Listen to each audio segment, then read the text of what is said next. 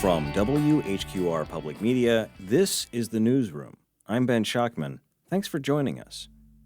Later on today's show, my colleague Rachel Keith will join us to follow up on two of her recent reports. First, the story of the Upperman family, successful and respected Black community leaders and alumni who, after decades of supporting UNCW, are pulling scholarship funding because of the university's anti-DEI policies.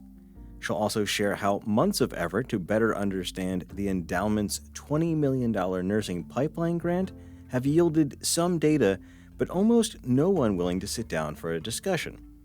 But first, the city of Wilmington. Earlier this month, my colleague Kelly Kenoyer dropped her story on the city's allegedly toxic workplace, the result of months of investigation. The article is pretty exhaustive, but we wanted to dig a little deeper into the challenging reporting process, as well as the responses, including from City Council. So, with me now is Kelly Kenoyer. Kelly, thanks for being here. Thanks for having me. Okay, so let's wind back the clock a little bit, maybe more than a little bit, and talk about how this story got started. So going back to the very beginning, Becky Hawk got hired last year, and then she took over as city manager, I believe, in June or July. So we're about a year out on her tenure here. And, I think that there was some interest, some excitement on having somebody from out of town. We previously had Sterling Cheatham, who'd been in office for 2 decades almost.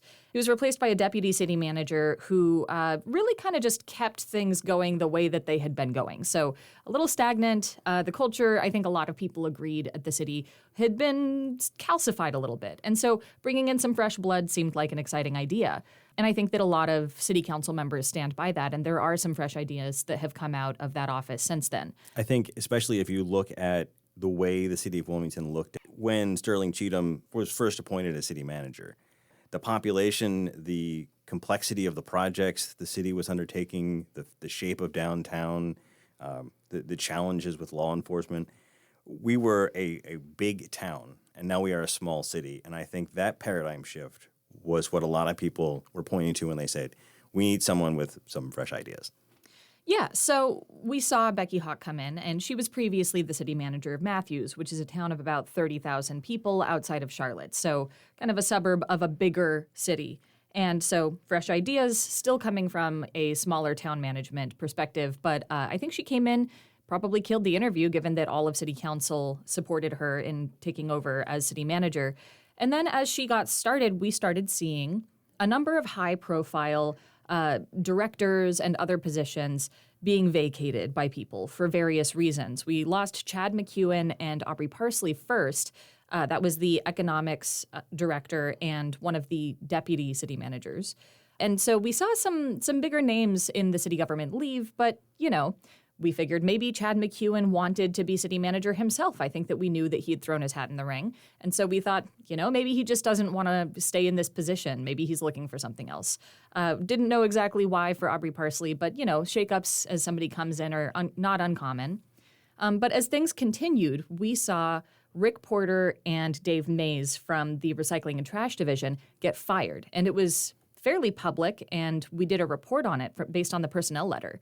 And after we did that story, after you did that story, you got text messages saying you got this story wrong. Yeah, we got comments. And interestingly, I heard from a number of people all across the political spectrum.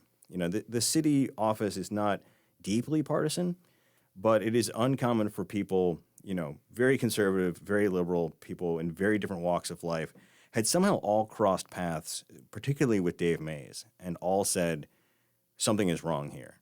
And so that really made me, and then you want to take a second look, right? Right. And I think it's probably worth getting into a little bit of what we heard about why they were ousted. There was some question of time card theft.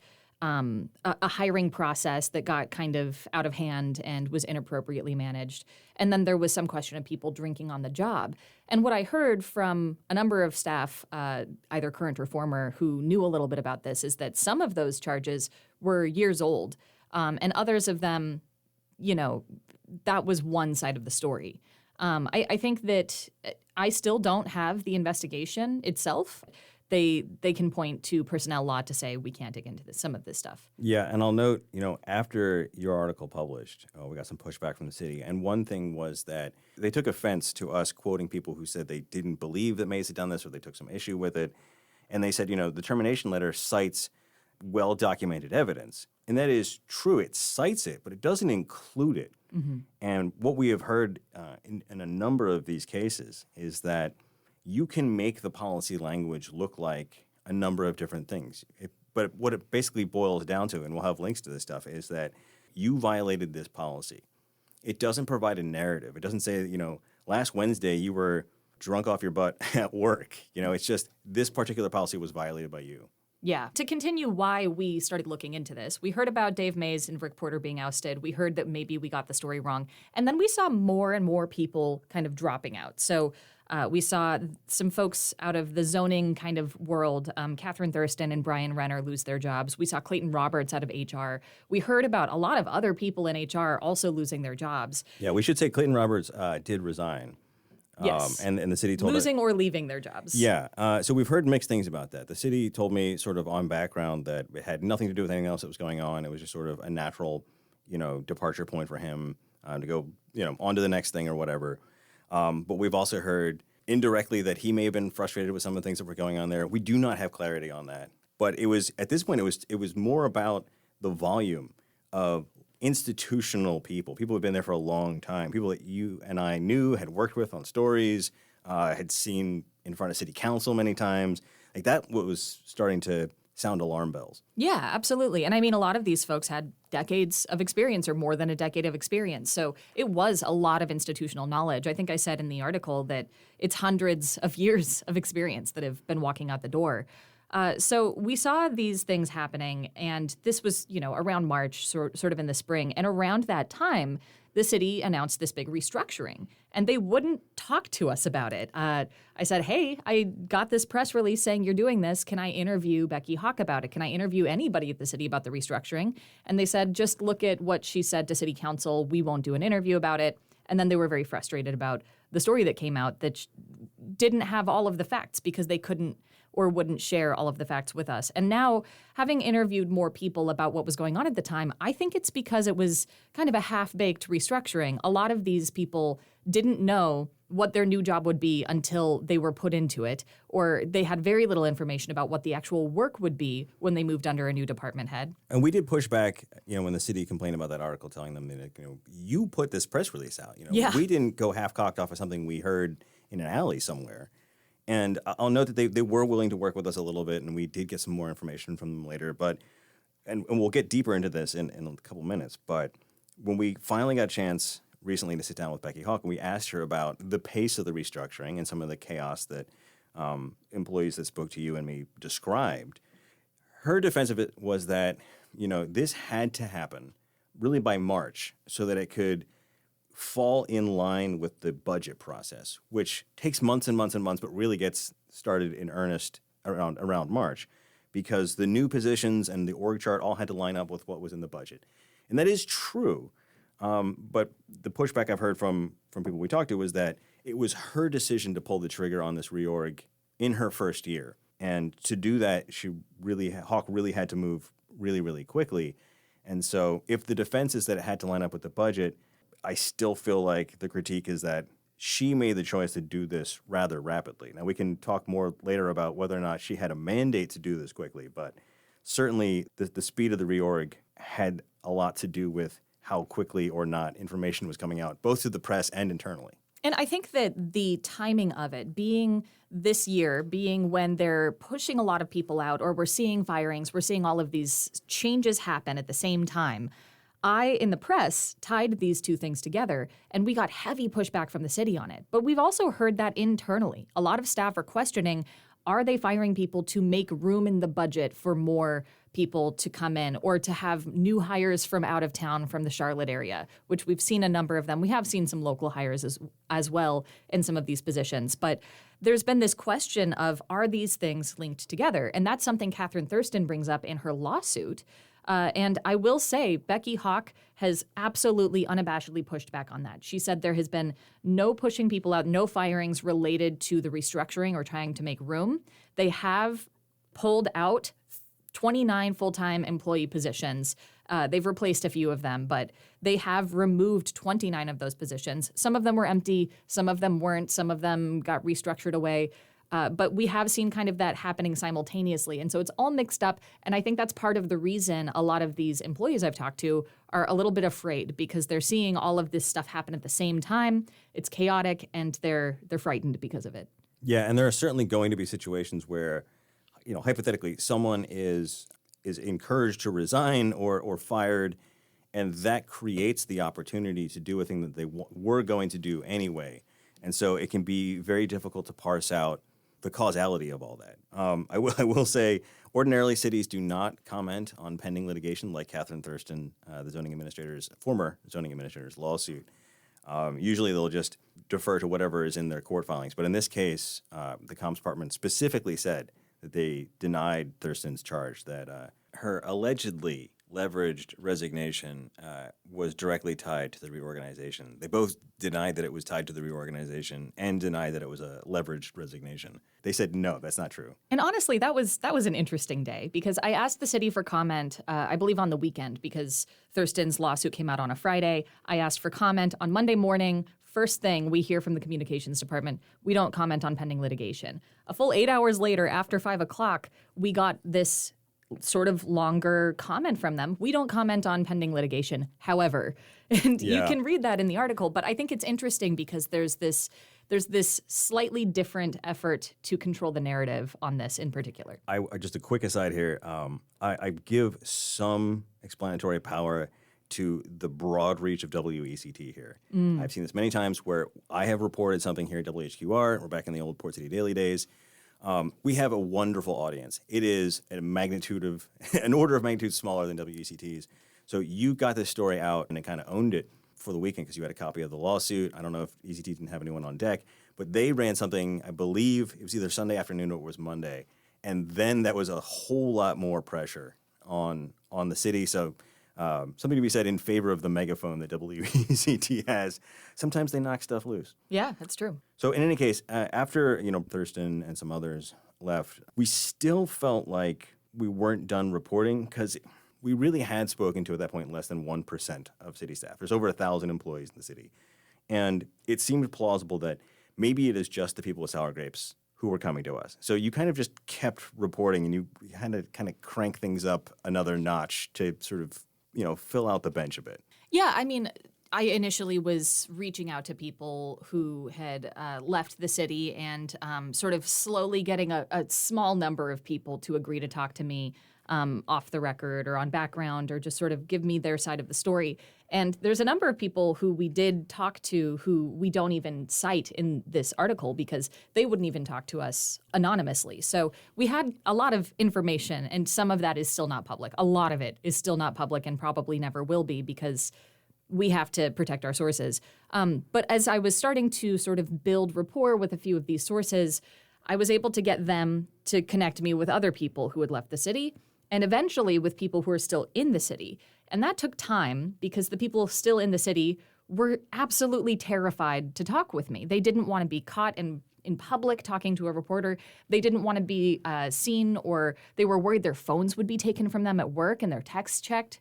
So what I ended up doing is I started just going to LinkedIn and I sent messages to over 115 current employees and some former employees asking them to talk to me about their experiences. And that shook loose some more interviews.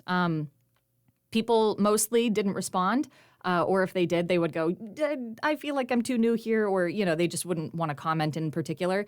But I had a few who were longer employees, people who'd been there more than a couple of years, who were very frustrated about their experiences. They'd seen their workloads increase dramatically after the restructuring. This is something we put to Becky Hawk, and she said that they put increased work where there's capacity. But I don't know that they interviewed individual staff members about their work. We heard a lot about the restructuring kind of coming from the top down, talking to department heads. So the people doing the grunt work on the ground, they were feeling a heavier burden on their shoulders. They were also experiencing kind of a tougher environment in their departments, some of them. Some it seemed fine, like their individual departments hadn't been shaken up that much by the reorganization. And so they were like, well, it's all the same people, but it's just kind of crazy. We don't know what's going to happen next. And others were saying, there's tons of new people in this department. They seem confused. We're confused. Nobody trusts anybody else. And it's just exhausting coming into work every day. And there seems to be tension in the hallways from the descriptions that I've heard from some of these staff members. Yeah, a minor note that I do want to make here is that we heard, I specifically heard of a number of cases that are, some of which may be ongoing, where the city hired third-party consultants to look into the performance of certain employees. We've seen this in the past. We've reported on the city's use of a firm to look at the police department. We know from the lawsuit from former DEI Director Kim Carson that may have actually looked at people who weren't in the police department, looked at other people. So it's not a new thing from the city. We put this to Becky Hawk. She did say that in some select cases they had done this. We put in a public records request to see what the extent of that was, but that was just one part of this sense of Big Brother looking over their shoulder, and the vibes had shifted. It's hard to really quantify that. Morale stories are always difficult for that reason because there's almost an unquantifiable aspect to this where it just feels different. But certainly that was a major through line that we heard.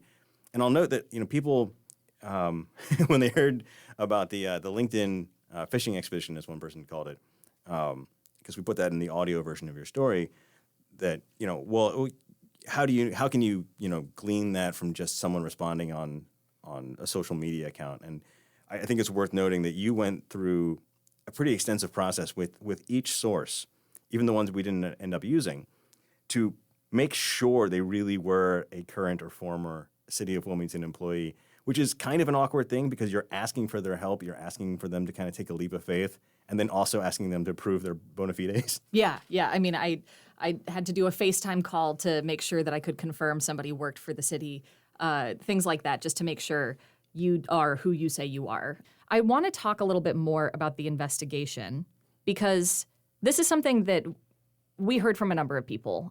First of all, when you talk about these consultants coming in to do the investigations, I think part of that is because certain people in HR were sympathetic to their longtime colleagues and were really sad to be suddenly putting on this much more aggressive investigative stance and not giving people a chance to defend themselves. So I heard from multiple employees about how heartbroken several HR department members were about having to fire them. So I think that that's part of the thing with the investigations. I also want to say that these investigations, most of the employees I talked to were not given a chance to review evidence against them before they were fired. They were told what the allegations were. They were told there was evidence of some kind against them. They would say, that's not true, or I disagree with how you're interpreting this. Can I see what you're looking at? And they were told no. And in some cases, they were brought into these HR meetings not knowing it would be their firing. And then they would try to log into their computer to defend themselves because they were still employees, and they would be locked out already. No chance to actually garner any kind of defense on their own behalf. So that's something that a lot of current employees were aware of. These folks know each other. They talk to each other. They hear rumors about how these experiences have been. And that's I think, part of the reason there's that culture of fear that we talked about. Yeah. And I will note that while you were doing the investigation, you put in a public records request for all the terminations and termination letters over the last year to get a sense of what was going on. After we published, we got that data, actually just got it this week. And it certainly shows what I would call justifiable firings. For example, people who just didn't show up for 3 days with no notification. It also showed situations where people got kind of a coaching letter or a warning and then were fired. But it also showed situations that line up with the stories that you heard, where people were fired after a very rapid process, or it doesn't look on paper like they got much warning at all. So I think that at the very least vets out some of the stories that you heard. All right, well, we need to take a quick break, but we'll be back with more from Kelly Kenoyer on her investigation into big changes inside Wilmington City Hall. I'm Ben Schockman. You're listening to The Newsroom. Stay with us.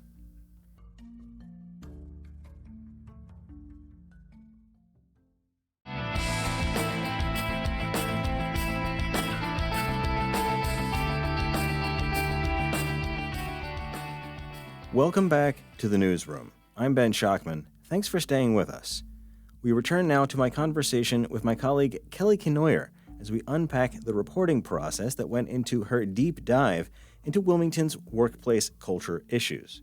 So at this point, I would say early June, we had some pretty stark through lines. You talked to a lot of people. I talked to a few people. You had done all of the work here, just so people are clear with that.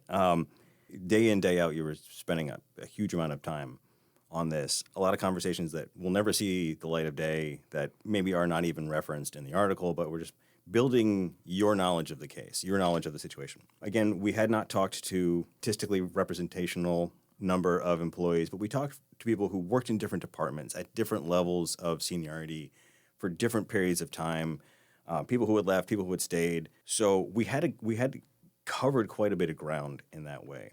And the last piece of the puzzle was talking to Becky Hawk. Mm-hmm.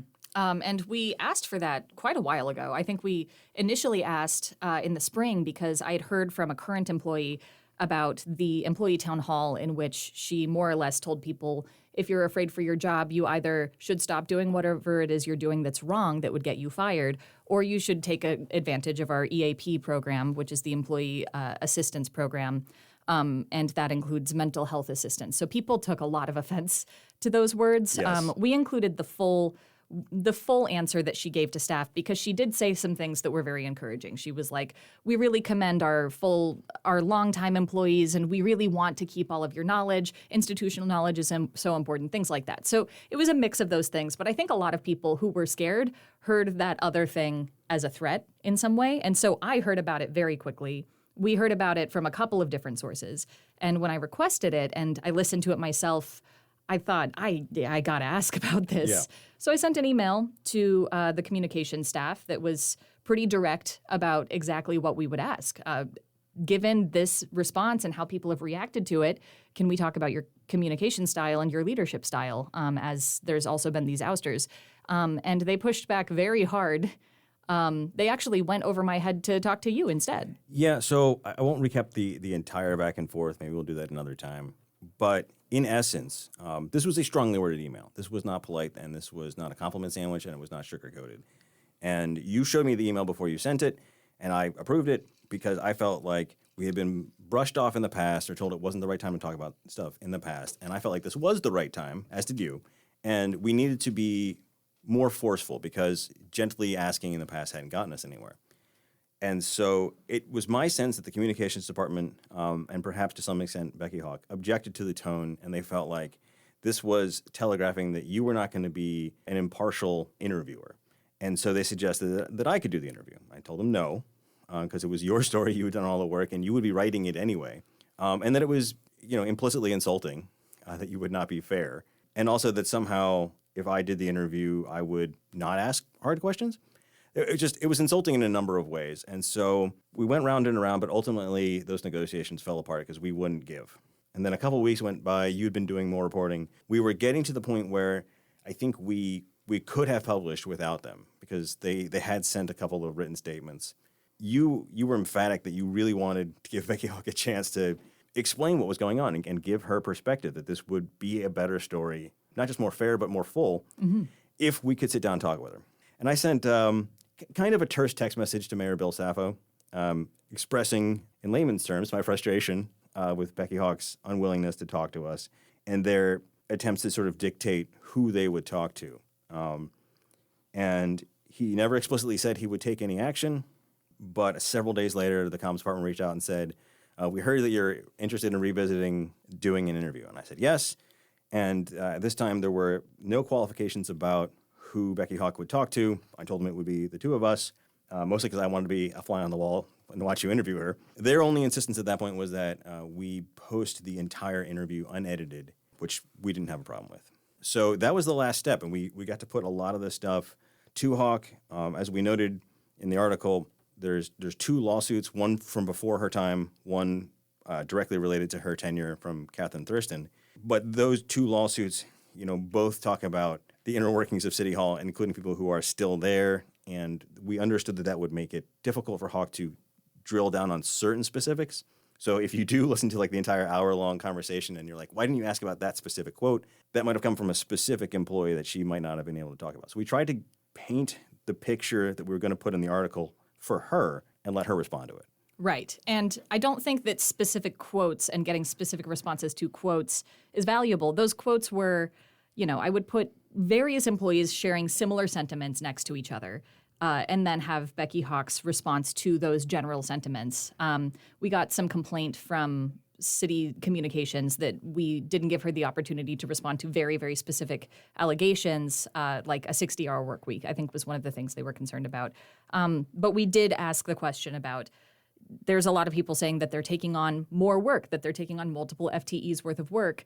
So we asked Becky Hawk, is it appropriate to be putting all of this extra work on people? And that's when she said it was related to capacity. So in my book, the specific quotes are less relevant. The general sentiments, we'd asked about through lines. I heard all kinds of things that I will call, unverified because I only have it from one person. If I heard it from 3 or 4 people, that's when I asked. Yeah. So again, you can read the article. You can listen to the full interview. This is probably the most open source reporting we've ever done, despite the fact that it does rely on anonymous sources. And I've heard from people who felt like Hawk really did a commendable job. That was a tough interview. There was some serious allegations being laid at her feet because this is all, according to the allegations we've heard, her doing. Counsel, and we'll get to counsel in a second. Counsel has given her pretty broad discretion to run the city the way she wants to run it. The only thing I'll note about the interview is there was one question that she wasn't legally prohibited from answering that she didn't really get to. And this is, I'm a dog with a bone with this thing, but can't get over this issue. And that is, I've heard from some pretty reliable sources that Becky Hawk, when she was hired, was given a clear mandate. Things need to change at the city. I don't know exactly what that looks like, but I know she was given a mandate to change the culture for the better. They didn't hire her to come in and make things worse, obviously. But she was given the green light, do what you got to do, but there are issues, and we want you to change them. I think that is the best defense of what Becky Hawk has done so far, is that she came in, there was a system that had been there for a long time. I've heard a lot of different descriptions of it. It was a good old boy network. It was too lax. There was some cronyism. It wasn't professionalized to the level you would expect for a city. It still had that small town feel, which some people might like, but maybe wasn't the best and most efficient way to run a growing city. But that means that previous administrators let that stuff slide. Mm-hmm. That means that Sterling Cheatham and Tony Cottle after him weren't aware of it, weren't interested in it, knew about it, and looked the other way. And it feels like if that is true, if that is the situation Becky Hawk walked in, we are giving them a giant pass. And that feels like a level of accountability that we should have, even though those people have since retired. So we put that to Becky Hawk, and she did not bite. She was not willing to talk about it. That makes her case harder to make, I think. But I think that is a question that will sort of linger. If it is the case that Becky Hawk came in to do a very specific job of changing and improving the culture of the city of Wilmington, what happened to that culture and who let it get to the place where it needed to be improved? I don't think anyone has been willing to take a bite at that. I think it's interesting you bring that up because a lot of the staff I talked to agree that there were things that needed to change in the city, but a lot of them are saying they're getting the wrong people out. They name specific names of current staff members, yes, current leaders that I won't name because these are anonymous allegations, and I don't think that would be fair. But we have heard these concerns that the people who are getting pushed out are the wrong people and that there are issues that have gone on and continued, and that some of the cultural issues that you just talked about have continued because the wrong management is getting pushed out. I think that that's really hard for Hawk to address, frankly. I mean, these are entrenched institutions. Each department has had its own culture. That's something that we've seen City Council mention is that these are really siloed departments. So maybe breaking them apart and putting them back together can create a little bit of friction and, make it clear what some of those problems are. But currently, as it stands right now, what I've heard from a lot of folks is I'm not happy to see that person go or this other person go, but there are some people who it would be great to see pushed out and who are really volatile, and they seem to be favored. Yeah, and as you told Connor Smith on WECT, it may be the case that in 3 years, this disruption ultimately leads to a city that is more efficient, that runs better, serves the public better. But right now, the process has been, from what we've heard, chaotic and unpleasant. And that means in the interim, these are human beings. They're the ones providing the services for the residents of Wilmington. It's hard to imagine the quality of those services won't go down as morale goes down. But I want to entertain the possibility that we're wrong, because we had not spoken to 100 employees. We spoke to maybe a couple dozen, around a dozen that we actually sort of drilled down on in the article. One thing I'll note, you and I have done a lot of investigations over the years. We've talked about the Wilmington Police Department, the Wilmington Housing Authority. There's been issues at New Hanover County, at WAVE, at CFPUA, all different types of situations, different manners of investigations, but we've always had some pushback from institutionalists inside. We do something critical of CFPUA, we'll get a call from a board member, an employee said, that's not quite accurate. Or I feel like you guys missed the mark. We try to gauge that as part of the overall reaction. If everyone says we got it wrong, that's obviously bad. But it's incredibly rare that we do a story and we don't hear from anyone that we got it wrong, other than the comms department. And that's the case with this story. I'm still open to the idea that we got it wrong. I know that this is a limited number of employees and that it's the most frustrated because they were the ones willing to come and speak to me. My email is open. If you love the new direction of management, I would love to hear from you. If you don't, I'd also love to hear from you. I want to get as much information as possible about this because it's important. It's important to me. It's important to former and current employees. And I want to know exactly how things are feeling inside of that building. But the fact that we haven't heard any pushback, I don't know. It is interesting. I did message with a number of people with a small number, who said, I've had good experiences under multiple administrations or things along those lines.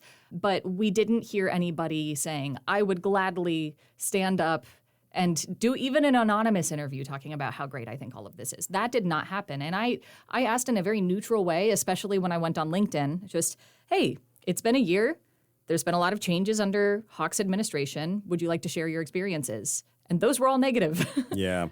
Okay, the last thing I want to touch on here is, you didn't include some of the comments we'd gotten months ago from City Council back in around, April or May, because there was so much more reporting had been done, and it felt to you unfair to take a quote from, April during the budget process and insert it into all of this new reporting. That's not how you do that. Right. I mean, for context, when we were doing interviews about the budget and where city council members were trying to land on that, I mentioned to a couple of them who we interviewed, hey, I just got this employee town hall audio, and Becky Hawk said this thing that a lot of employees seem upset about. What's your reaction to that?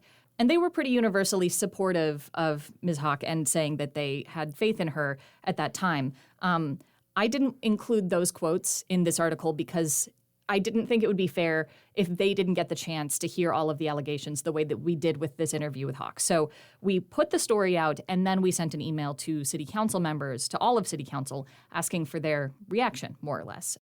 Yeah, and so far we've heard back from Mayor Bill Saffo and 3 of the council members.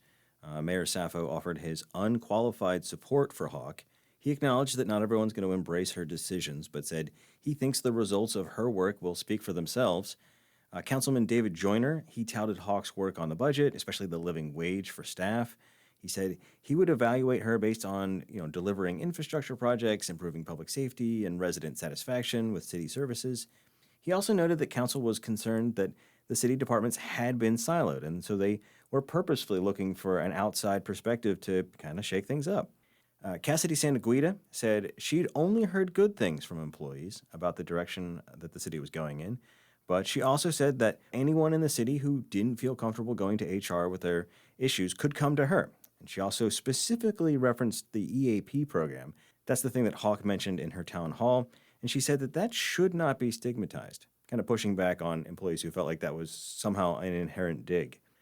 And Celeste Andrews said that she took the concerns of employees very seriously, but also that she respected the city manager's independence to handle personnel decisions. She said it wouldn't be appropriate for her to draw conclusions without knowing all of the facts, some of which we acknowledge are confidential because of personnel law. She did note that concerns about organizational culture and communication and effectiveness, those, she said, are appropriate subjects for council oversight. And she said she would be asking questions and listening carefully. And you can find all of their full responses online, and we'll have links to that on the show page. All right, well, I don't think this story is over. I think the proof of the pudding is in the eating. The next year will be as instructive as the last year has been. You are headed off to your next gig. I know you're sticking around for a month, so folks can still reach out to you. Still some reporting left to do. But I know we'll be watching this, and I liked what you said on ECT, the sort of encouraging other journalists in the Cape Fear region, and I will wholly co-sign this. Get on this story. As Democracy Now! Says, steal this story. Yeah. Work your sources, ask about what's going on, for better or worse. If things are turning around in 6 months, we also would love to see journalists in the Wilmington area report that. We don't need for this or want for this to be a bad story. We reported what we knew. But I do hope that other people take a page out of your book. Yeah, I hope so. And I will say, Ben is going to keep doing this story after I leave. So if you want to reach out to WHQR, Ben is happy to do the exact same kind of work I was doing. If you want to reach out to me in the meantime, or hell, if you want to reach out to me after I move to Virginia, I'll set you up with the right people. But we would love to keep hearing from members of staff at the city and hearing how things are going. Sunlight is the best disinfectant. So if there's something going wrong, or even if things are going right, we'd like to shed a light on the good things, and we'd like to disinfect the things that are not going as well with a little bit of transparency. And we can only do that if we hear from staff members at the city. All right. Well, Kelly Kenoyer, thank you so much for this excellent reporting. Thank you. We'll have links to Kelly's reporting, her appearance on WECT to discuss her story, and the responses from City Council. You can find all that on the show page. Right now, we need to take one more quick break, but we'll be back with my colleague Rachel Keith to dig into some of her recent reporting. I'm Ben Schockman. You're listening to The Newsroom. Stay with us.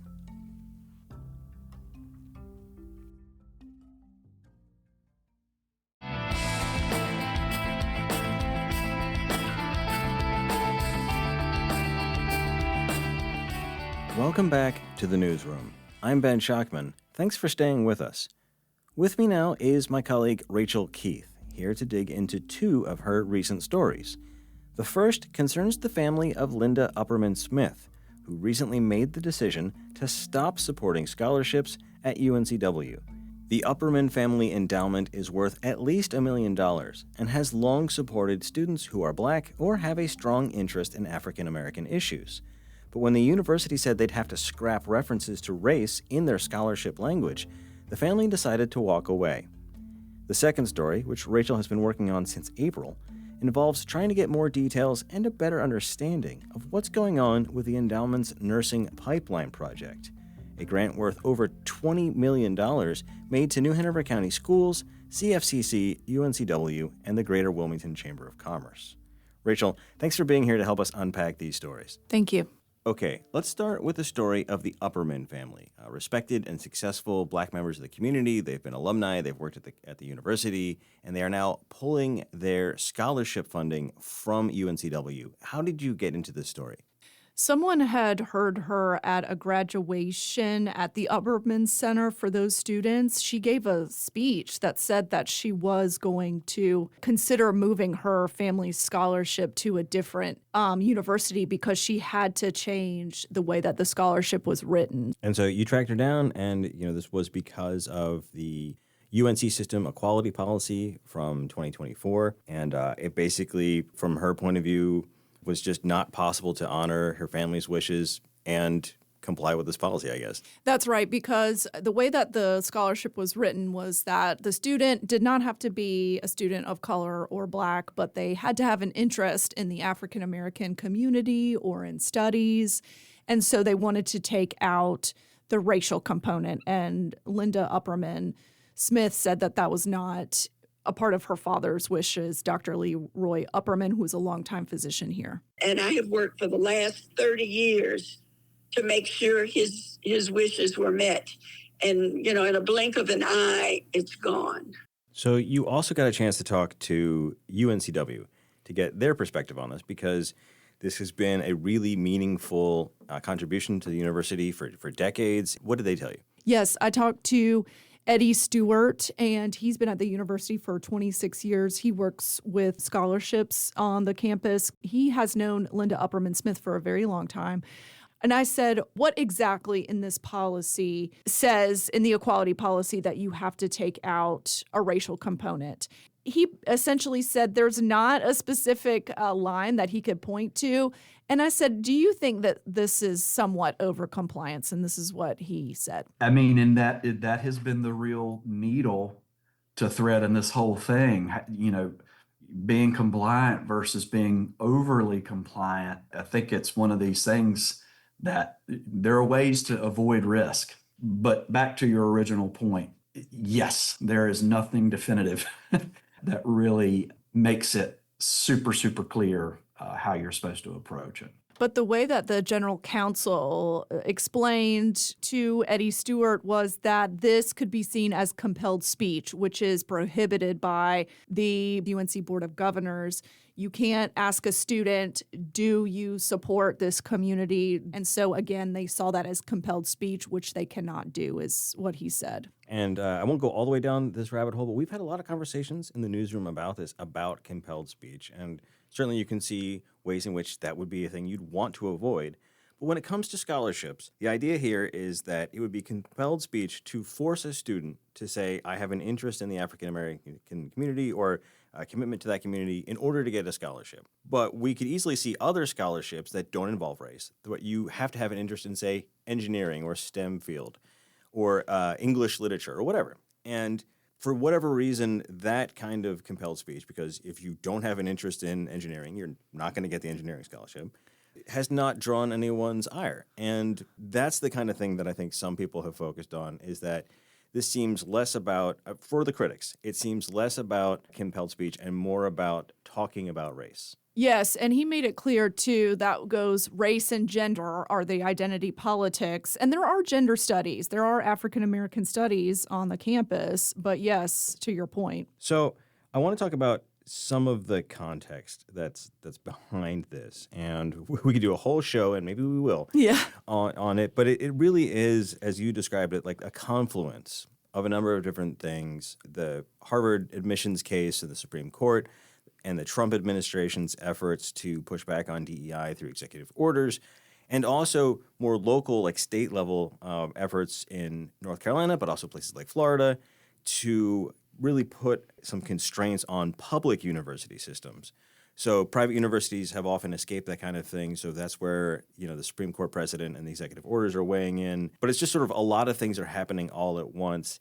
And I think that, one, shows the sort of concerted effort to push back on DEI, and two, it creates this kind of confusing landscape where we do see this kind of thing, whether it's a scholarship or a curriculum or whatever it is, and people don't know exactly where to point and say, this is the reason why. And I think people caught on to that in your article, was that it does feel like this could be a form of over-compliance. I think Eddie Stewart might push back a little bit, but for the people who read the article and said, like, well, if you can't point to a specific spot in the policy, how is that supposed to sit well with people? And, it's the spirit of the policy. They feel like they have the evidence to say that this is an example of compelled speech that we can't do. But when I asked over and over again, where's the paragraph, where's the line, that was not produced. One thing that Upperman Smith told you was about a case in the Iowa Supreme Court. Obviously, this is at the state level. It could make its way to the Supreme Court at some point in the future. But this was an interesting precedent because it showed the courts pushing back on this kind of thing. In June, the Iowa Supreme Court blocked the University of Iowa from redirecting a private donation, here we go, meant to help Black students pursuing the physical science to one benefiting first-generation students. So they were saying, the court said, according to the Washington Post, who reported this out, that the new criteria didn't really reflect the donor's wishes, cue Linda Upperman Smith, and ruled that there has to be more court proceedings to determine how the funds could be used to abide by both the law and the donor's intent. So that is continuing. And again, Linda Upperman Smith is jumping ahead and saying, you know what, I'm just going to go ahead and move the scholarship money to Howard University, where there's a good chance that a Black student or a student of color will get this money from my family. Yeah. So this article got a lot of response. It got picked up by a number of blogs. It got picked up by the News and Observer. We saw, other outlets around our region pick it up. So it definitely got people's attention. And we saw a lot of responses in the comment section. We can't possibly cover all of them. No. One interesting one, Chef Keith Rhodes. He's a prominent Black chef here in town, entrepreneur. You may have seen him on Top Chef. He wrote online, "Pay attention, folks, don't stay quiet." And he mentioned that he used to have a partnership with UNCW and does not any longer. Right. We also heard from Alicia Montgomery. Tell me a little bit about this. Yes, she is a representative of the New Hanover County chapter of the NAACP. Her husband, Lee Ron, is the president. She wrote on Facebook, "You can't celebrate the black dollar while distancing yourself from the black name or the very communities that inspired these gifts. At some point, enough is enough. Instead of finding ways to erase or water down black identity, perhaps the focus should be on addressing why UNCW continues to struggle with diversity and inclusion." And she had more to say, but that was the crux of it. We also heard from a city council member, Chiquima Clinton-Quintana, who said, and I'm quoting here, "There are days when it feels like we've taken 10 steps forward only to find ourselves moving backwards. Progress is never easy, but it is extremely frustrating when the hard work, collaboration, and sacrifices made to move our community forward seem to be challenged or undone. I am grateful the Upperman family will look at providing the grant opportunities at Howard University," that's a historically black college or university, which is where Leroy Upperman got his medical degree. So I will note one other piece of commentary. This was some pushback on the article. This person wrote, "I enjoyed reading your article on the Smith Scholarship Program. It sounds to me like the Smiths are a little bit racist and not wanting to include everyone equally." Because this got shared so broadly, a lot of people in the black community chimed in to say that they were very disappointed in these policies that prompted Linda Upperman Smith to take her father's scholarship to Howard University and was supportive of her decision to do so. And I think this last comment kind of represented people who felt like we need to move past that kind of race-based scholarship or race-based thinking. And I think the crux of the issue is that when you look at the data, this is not my opinion, UNCW really struggles to represent the black community on campus and its faculty, especially in its student population, though. And I think it is difficult to find a way to address that without specifically talking about race. As you and I talked about in the newsroom, we can use coded language. We can say first-generation students. We can say urban or rural or Broad. Or we can look at income levels. And I think all of that may be a Venn diagram with the issue. But if you're just looking at the actual issue and allowed to talk freely, you can just say it is whiter on campus than it is in the rest of North Carolina and the rest of the Cape Fear region. And if you feel like that's a problem, it's difficult to understand how you would address it without being able to even talk about it. Yes, and Linda Upperman Smith was a Board of Trustees member of UNCW. She also worked for the university in minority affairs for a little while. She tracked these numbers very closely. She helped to establish this fundraising campaign called Stomping at the Savoy that did get the black community and people of color to come in and support the university financially with scholarships, with other types of mentorships. That ended in around 2020, but she put a lot of effort to the university, so you could hear her 30 years, it's crumbled, according to her. Yeah. So this is certainly not the end of this story in the broader context, but I think this really sparked some interesting conversation. All right, I want to pivot to a story you dropped this week about your attempts to figure out what's going on with the Endowment's Health Collaborative.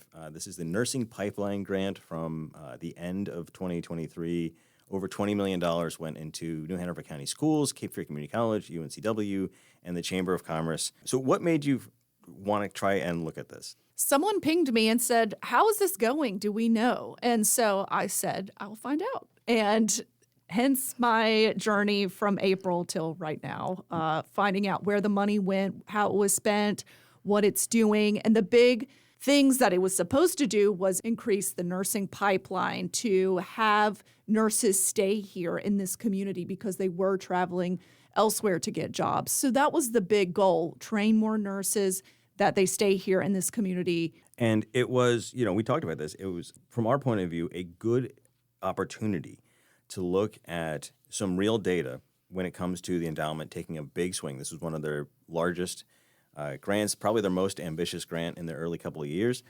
And because the money went to government institutions, which some people were critical of, it did mean that they were responsive to public records requests. So you were able to basically look at what they had been filing in terms of reports back to the endowment. That's right, because those specific reports would not necessarily come from the endowment or nonprofit partners. There's nothing barring nonprofit or the chamber, and the chamber did send me their reports. Yeah, we should note that Novant and the chamber, both private nonprofits, not required to talk to us or share data, but they did. But because we could do public records requests, we thought we could get a really deeper view of how this was going. So there's two different questions I want to ask here. The first is, how is it going? And the second is around some of the frustrations of not being able to dig deeper. But I want to start with the good news. How is it going?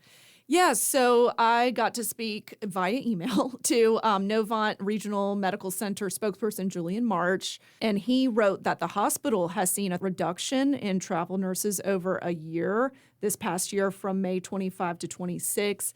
Their retention rate at the hospital has also been, quote, trending very positively, with 96% being retained in the hospital's first quarter. So the Novant NHRMC is saying that we are seeing significant increases in recruitment of these nursing students from UNCW and CFCC. So positive reports from Novant. When it came to some of the other partners, there were some things that we could see. I think a big top ticket item at UNCW was their simulation lab, which, as you report, is behind schedule, and they've struggled with that. It was also hard to get some granular detail from CFCC and the chamber about dollar to dollar. Where was this money going? I mean, you have some really interesting examples of there's like a 5% of UNCW's budget was for miscellaneous and or other things like conferences or travel, or it not being really clear which position was covered or like is a part of a position covered by the endowment funding. So there was some granular level of detail that you couldn't get. But I think the bigger picture from what you've explained to me is that the data gives you part of the story, but especially in radio journalism, but in journalism in general, you get the data and then you sit down with the experts and you have a conversation.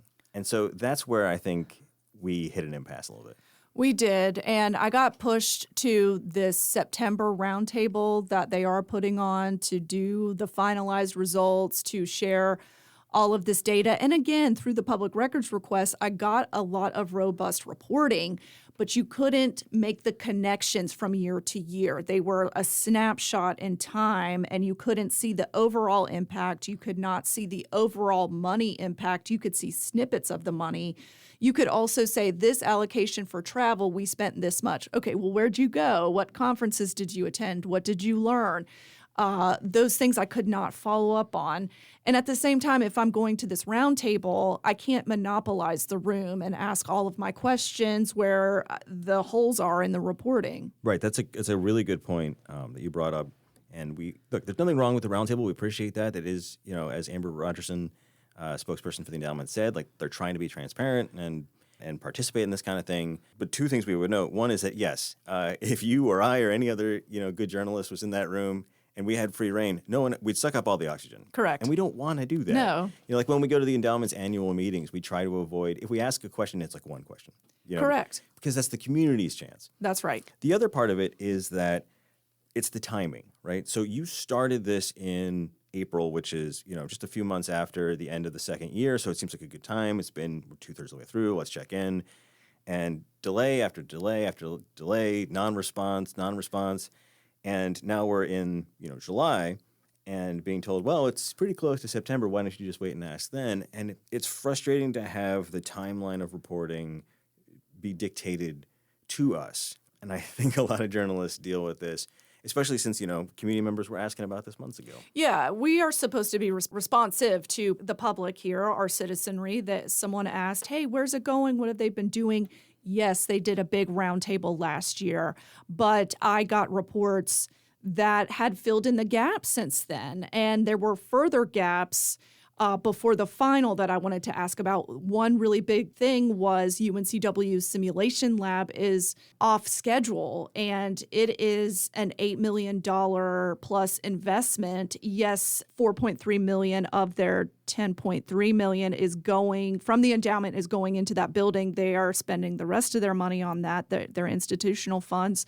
Yes, in one of the reports, they wrote that they needed an extension on the funding because it's for all of the partners, it's supposed to run out in December, and the endowment and philanthropic organizations and even government investments, they tell these recipients, you have to have a plan in place once this money goes away. And so it was supposed to end in December. So what's the plan after December? Your article lays out there were specific things we wanted to know and couldn't quite know. We did get some data. I don't want to make it sound like we got nothing, right? Right. But it was about connecting those reports year after year to paint a more understandable picture, a more dynamic picture, and also to put a human face on it, I mean, there's only so much you can really get someone engaged and interested in by like reading off a progress report. It would have been nice to have a human being to sit down with, because that conversation, I think, gives the public what they want to hear, which is an accounting of what's going on. Right. And there were anecdotes written down. CFCC sent some of those. What was very promising to me that I looked in the data was that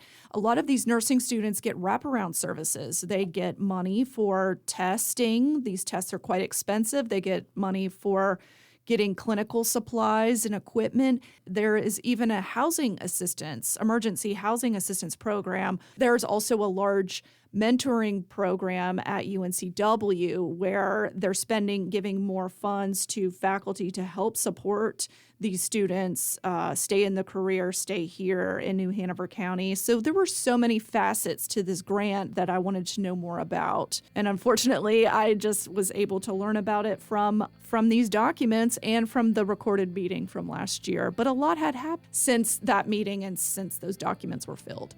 You did your honest best, and I think it does paint a picture of at least some of where the grant is. And we hope that in the future, maybe we can have some of those conversations.